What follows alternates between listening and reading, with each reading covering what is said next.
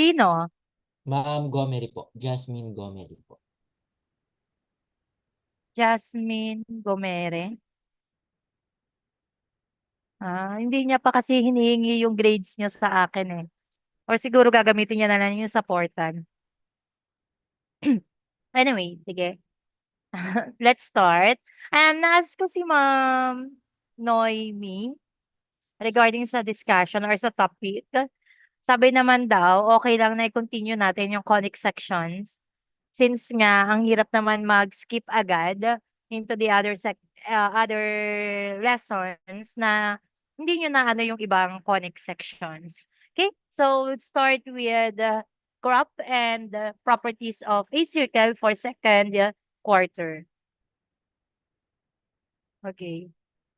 Graph a circle in a rectangular coordinate system or tinatawag nating Cartesian plane. Recognize the equation and the important characteristics of a circle.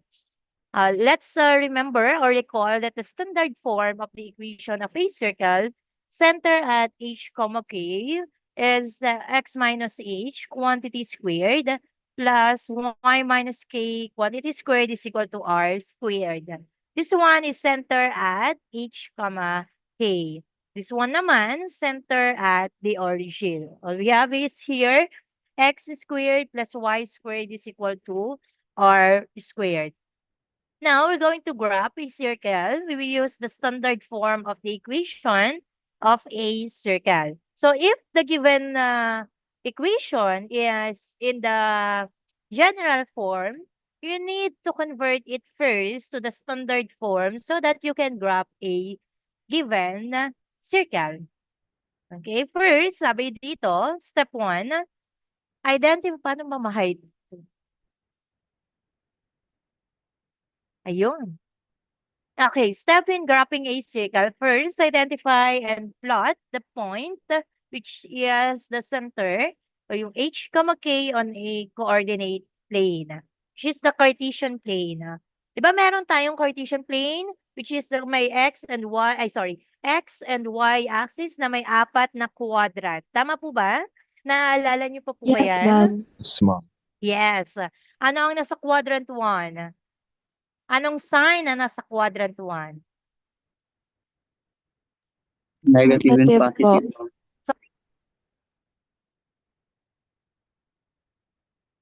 Anong sign ang meron sa quadrant 1?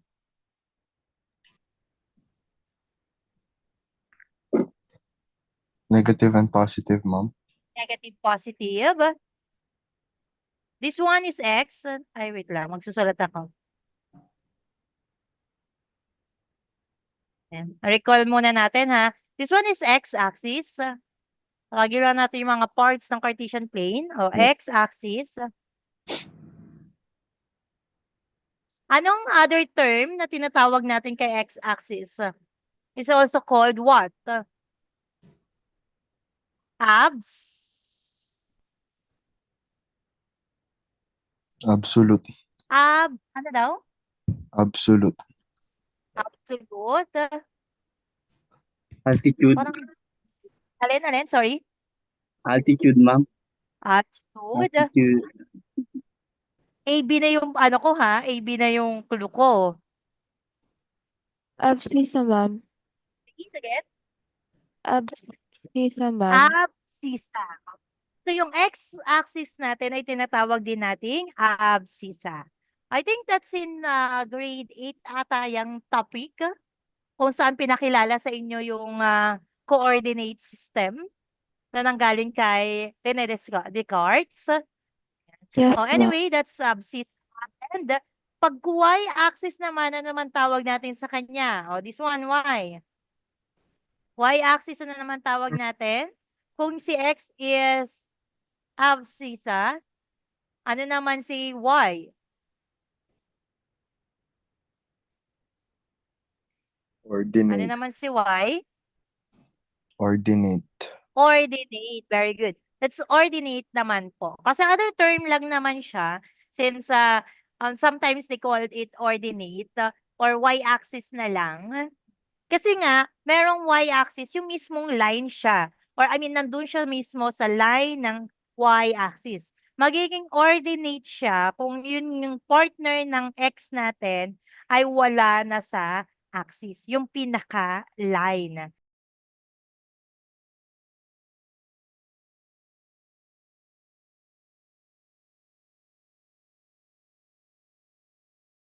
Natin sa x and y ay abscissa and ordinate. Anyway, meron daw tayong h, k, that's the center, and it lie on the quadrant 1. Anong sign ang meron sa quadrant 1 again? Positive. Positive, ma'am. Yes, positive or both positive.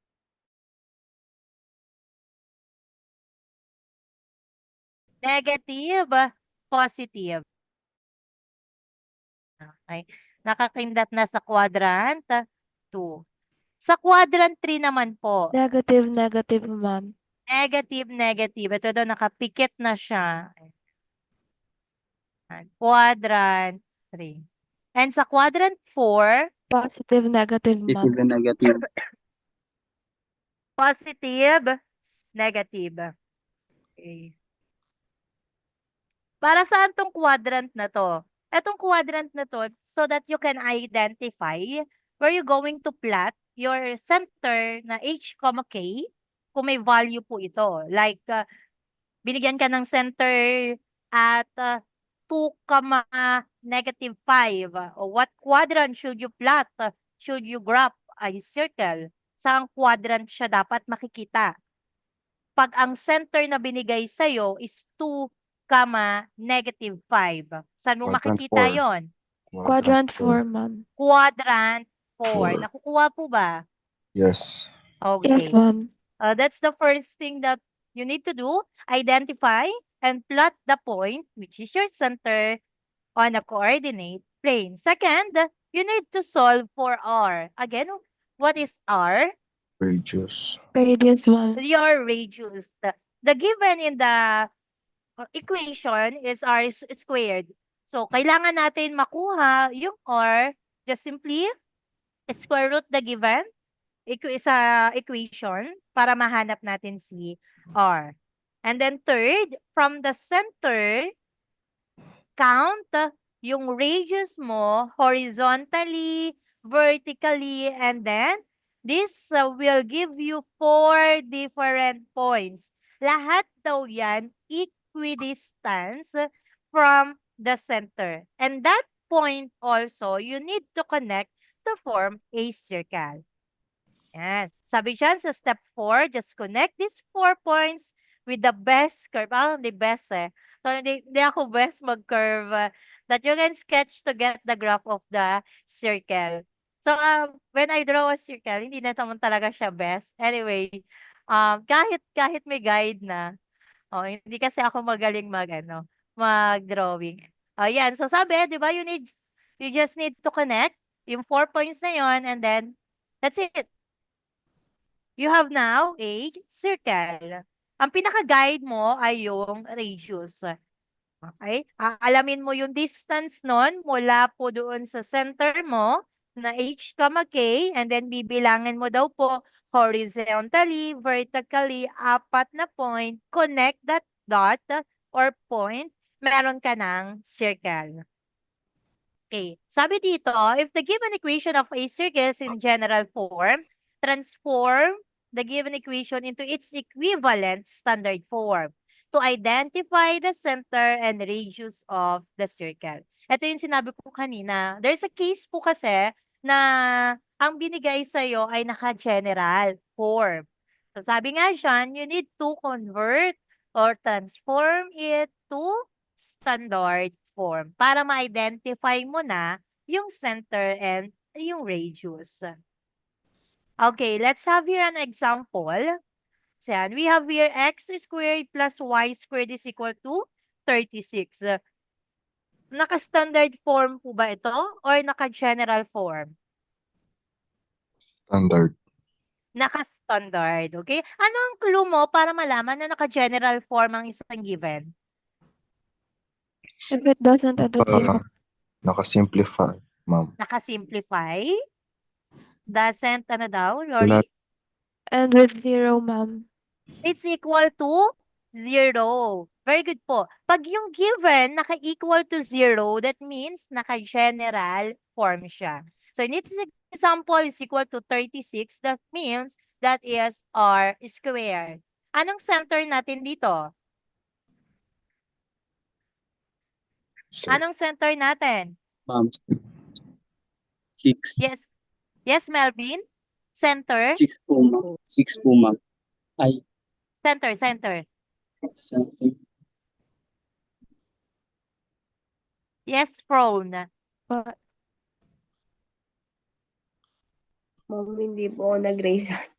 Ay, sorry. Any idea? What is the center of the given equation? x squared plus y squared, ma'am, is h and k. Mm-hmm. Is that the H, comma K? no. Yes, Allison. What, ma'am? What is the center of the given equation?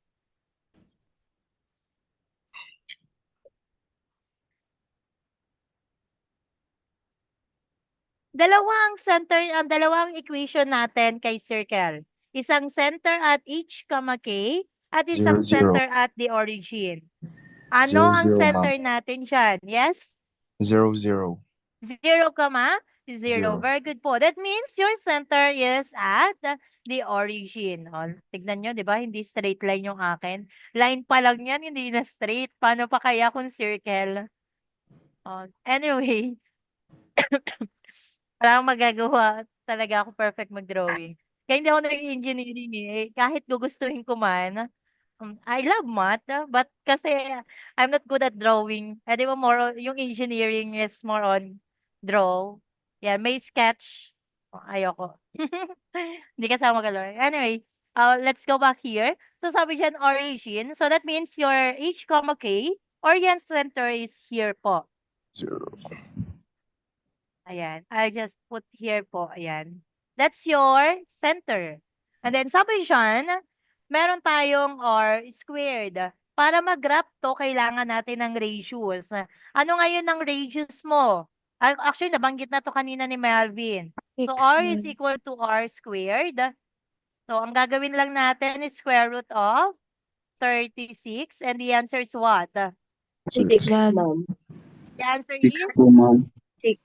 6. Okay po, very good. So, 6 daw ang magiging center, radius natin. So, distance mula kay center, horizontally and vertically. So, magbibilang lang tayo ng unit mula dito kay point ng 1, 2, 3, 4, 5, 6. Siyempre sa kabila din. 1, 2, 3, 4, 5, 6. Then, taas at baba din po. 1, 2, 3, 4, 5, 6. Sa baba, 1, 2, 3, 4, 5, 6. I don't think it look like a circle pa. Parang hindi na. Okay, let's see. Okay, after that, di ba nalagay na natin yung radius from the circle ng ating center pala. So, i-connect na lang po natin yung pinakadulo nila. Magsi-circle kaya siya? Parang hindi. Assume nyo na lang na nagmukha siyang circle. Parang hindi. Okay, pero yan. Dahil dyan, nakapag-graph po tayo ng circle. Nakuha po ba? Yes po, Yes, Opo, ma'am. ma'am. Okay. Any question so far? Baka meron po? No questions, Wala ma'am. na po, ma'am. Wala naman. Ito yung pinakamaganda. Ayan. Di ba? Okay. So, therefore, yan yung graph ng ating example. Again, yung nakukuha mong ratios, yun yung distance mula sa yung center. Identify mo muna yung center mo and then go na to plot. Next, this one. Sige nga, try nyo nga po i-graph yan. Dito sa may Zoom. Anyone? Pwede nyo makontrol, di ba? Yes, ma'am. Okay. Go. Sige, Allison. Check nga natin kung masisircle ni Allison yung ating given. Paano po mag-ano dito, ma'am? Sorry, Paano Ano mag-graph? alin daw? Ayan, sige, go.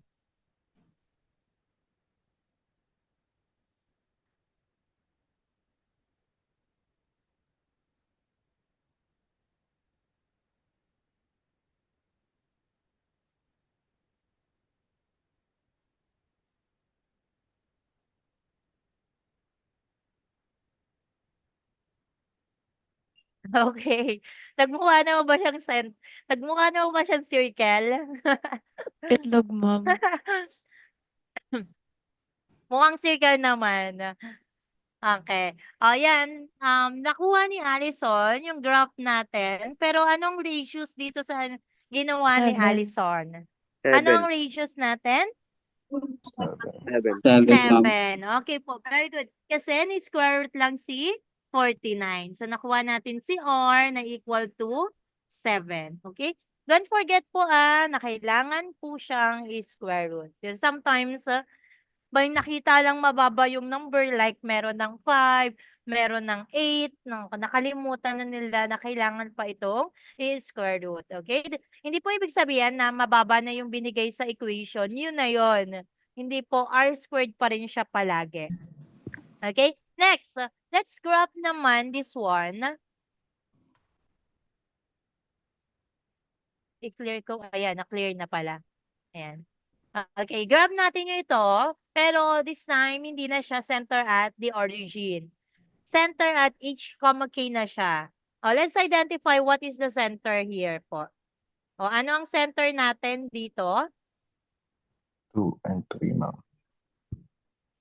Huwag kakalimutan na pag kinukuha natin ang center from the given equation na naka-standard form, nag-i-interchange po tayo ng sign.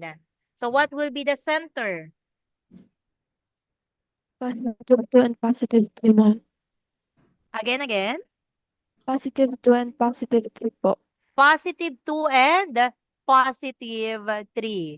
Uulitin ko nag-interchange po tayo ng sign. Sa given po kasi, negative ito, kaya nagiging positive. Okay, then next, the ratios. What is the ratios here? Square root natin si 16. The answer 4, is ma'am. 4, yes. Ay, 4. Okay. Ayan. So, meron na tayong center, meron na tayong ratios. Pag meron ka na yan, mag-graph ka na. Saan quadrant mo kaya malalagay yan? Quadrant 1, ma'am. Quadrant 1. 1, ma'am. 1, ma'am. 1. It's because the sign is both Positive 1. positive. Very good. Let's plot the center. The center is 2, 3. 2, 3, bilang ka dito sa origin mo. 1, 2. Ito yung positive 2. Then next is positive 3. 1, 2, 3.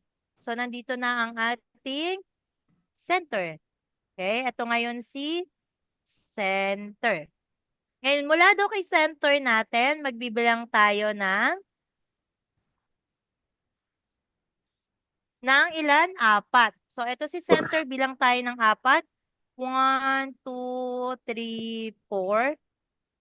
1, 2, 3, 4.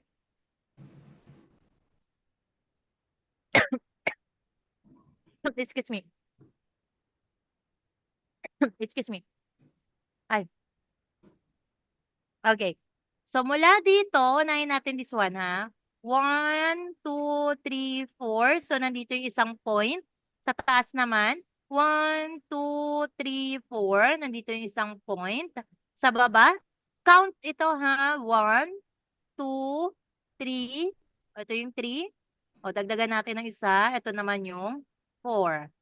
Then next, pag ganito naman, so dito ang start, 1, 2, 3, 4. Nandito yung isang point. And then, coconnect na natin siya Okay. Ellipse na naman to, no, Lori? Nagmumukhang ellipse. Ayan. Okay, so now that's the given graph dun sa equation natin. Nasundan po ba? Yes, ma'am. Paano kung kukunin natin yung 4 na point, yung coordinates niya? Ano ang coordinates natin dito? Ano ang abscissa? Ano ang coordinate?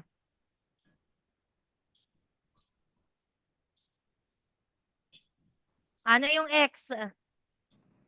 2. Ano yung x dito? Bibilangin mo po mula Six, sa ma'am. origin. 1, 2, 3, 4, 5, 6.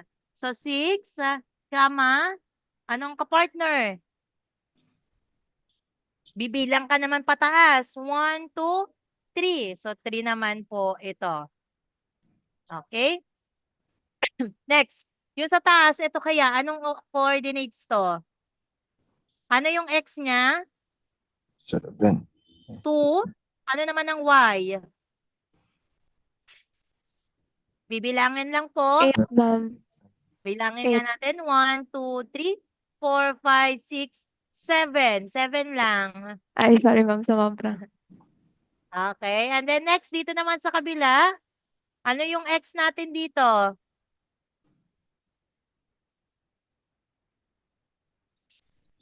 Ano ang x? O, 1, 2. 2, Negative? ma'am. 2. Negative 2. Negative 2. And then anong y? Negative 7. 4. 7. Negative 4. Sorry, ano ang y? Ay, 4, ma'am. 4. 4. 1, 2, 3? 7. Ay, 3 pala po. 3 lang.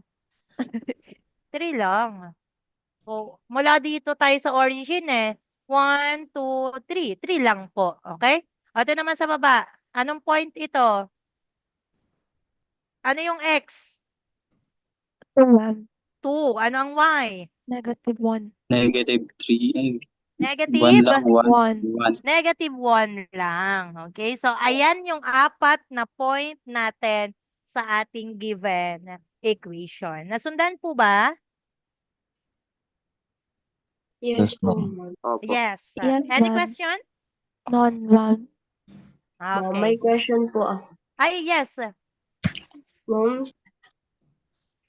question ko lang po kung saan niyo po nakuha yung number 6, kung paano niyo po siya nabilang. Number 6. This one? Etong 6 na to? Yes po. Ito? Yes po. Okay. Yung 6 na to, nakuha natin, binilang po natin kung saan nakapwesto itong tuldok na to. Para malaman mo yung 6, bibilang ka po mula sa origin. Balik ka lagi sa origin. Tapos, bibilang ka papunta sa pwesto ng tuldok na yan. So, 1, 2, 3, 4, 5, 6. Nandito siya nakatapat sa 6. So, pag tinignan natin, ayan, ang magiging value ng ating x ay 6. Kasi doon po siya nakatapat. Okay po, ma'am. Thank you po. Okay. Or if you observe din po, ang radius kasi natin is 4. Pagka tinignan natin yan, from other side po, you just need to add and subtract para malaman po yung kanyang coordinates. Pagka x, add 4 and subtract 4. So may makukuha kang coordinates doon. Yung y, that's simply 3 pa din. Okay? Ayun. Anyway, ayun lang po kung sakali lang na kung gusto mo ayong mag-graph, tapos ang tinatanong lang naman coordinates or coordinates pagkakabila. Add lang ako ng 4, so magiging 6. Yung kabila, minus lang ako. Magiging negative 2. O kaya yung y naman, mag-a-add ako kasi may 3 ako sa y, add 4 ako kasi yung radius ko is 4. So 3 plus 4, meron ka ng 7. O magsusubtract naman ako para sa baba. 3 minus 4, negative 1. So, kahit hindi ka mag-graph, makukuha mo yung apat na coordinates. If yung ina-ask lang naman, coordinates. Pero if ni-required na mag-graph ka, edi mag-graph ka. Any question po? None, ma'am. Wala? Another example po tayo. Ito yung magandang itsura. Ang akin kasi hindi maganda. Ayan. Ayan, ito po yun. Ito yung tapat niya, si 6, kaya merong 6. Ito naman katapat niya si 7, kaya meron 2, 7. Ito naman katapat niya, negative 2, tsaka si 3. Kaya sila ang magkaka-partner. Dito rin po, ang katapat niya si 2, ang kapartner niya dito sa y ay negative 1. Sila ang magpa-partner.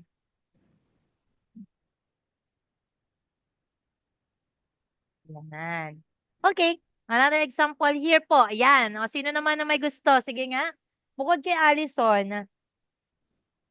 Sino naman na magustong mag-try? Sige, Lori. Ay, parang try. Sige, ikaw din, Vance. Sa kabilang side ka na lang. Ay, Dito ka, Vance. Dito na lang si Lori. Huwag na ma'am, awayin pa ako ni Lord. Sige na, sige na. Titingnan natin sino may magandang circle.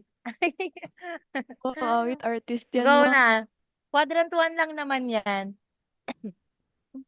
Ma'am, sulat ko pa ba yung circle, ma'am? Parang medyo kampante kasi ako. I-graph na lang po. I-graph Ay, na graph lang. na lang po. Sige po. Apo.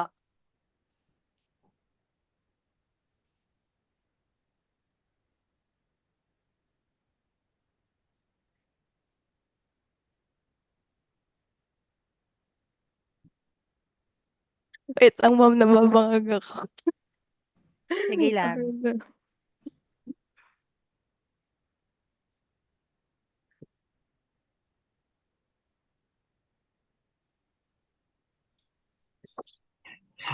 So, H.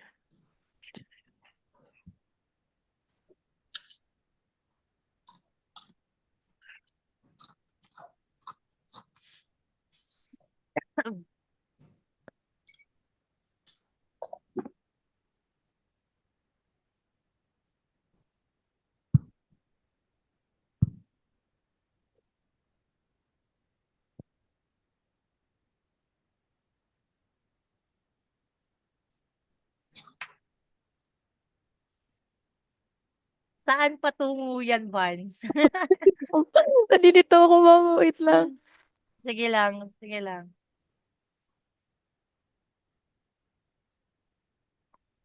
Wait lang, Ang ma'am. hirap sa cellphone, ma'am. Paano po ito Sa papel ibalik, na lang. ma'am? Hala, hindi ko alam. Ayan, Okay na, ma'am. Ma'am, sa papel na lang. papel na lang.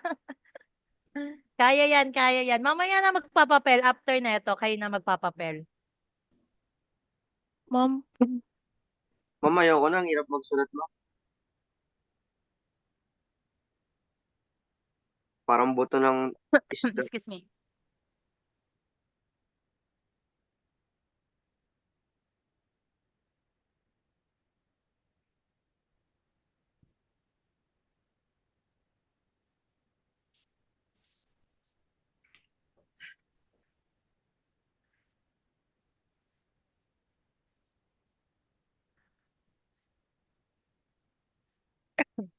That's the important of pointing sa graphing paper. Kung maganda yan na face-to-face tayo, I require you to graph yan sa graphing paper. Kasi mas yung distance kasi ng bawat box nun, di ba, equal. So pag once you plot, ang ganda tignan kasi makukonect talaga natin siya. ma'am, yan na, ma'am. Ayan. Nakapagbilog siya. Siyempre, ma'am. Hindi siya ellipse. Nakamusta na kay Vance? Parang hindi na gumalaw. Ayaw na niya. Medyo lips, ma'am. Ma'am, Sumuko na ayoko na, siya. ma'am. Ang hirap eh. Di ba ang hirap? Ang hirap talaga niya draw Ma'am, pwede dito. po siya pwede siya ito, may circle siya sa shapes. Pwede mong ilagay, ganyan. Pwede mag-insert ng ano. Dito, ma'am, sa shapes po, makitaan. Okay. Pinahirapan ko pa yung sarili ko. Okay, Okay na po ba, so ma'am? the answer is we have here the center. Ayan, nagawa naman ni Lori at ni Vance. The center po sa ating example is Maganda, ma'am. 4, 1. And the radius, ayan, nalagay na rin sa baba. Radius natin is 3. So, kung aalamin mo yung mga point niyan, bilangin mo lang po ulit mula sa origin. O, origin ka na lang. Tapos bilang ka 1, 2, 3, 4, 5, 6, 7.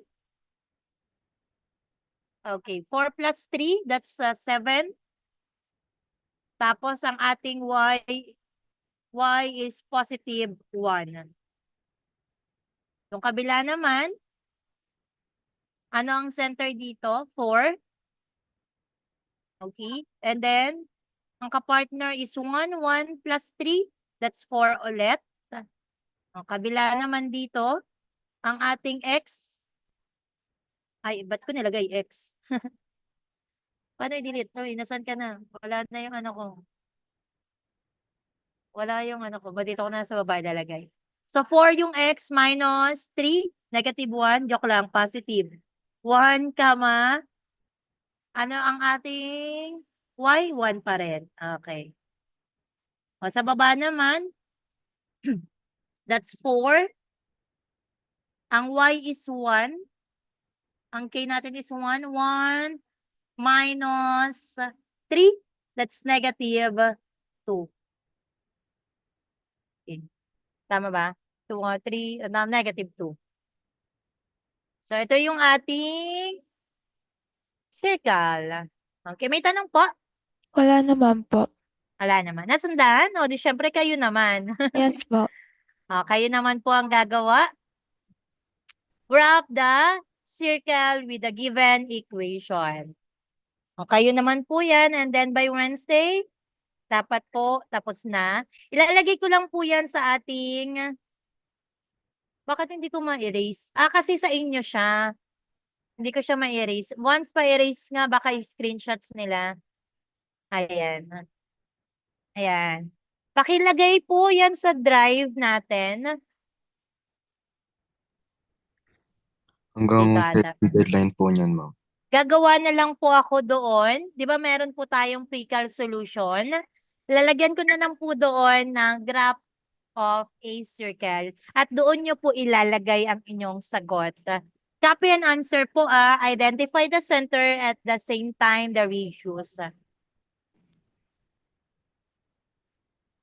Identify the center and the radius po. Then graph, syempre. Question po. None, ma'am. Okay, sige po, pa-open ako ng camera. Ano po tayo? Screenshots.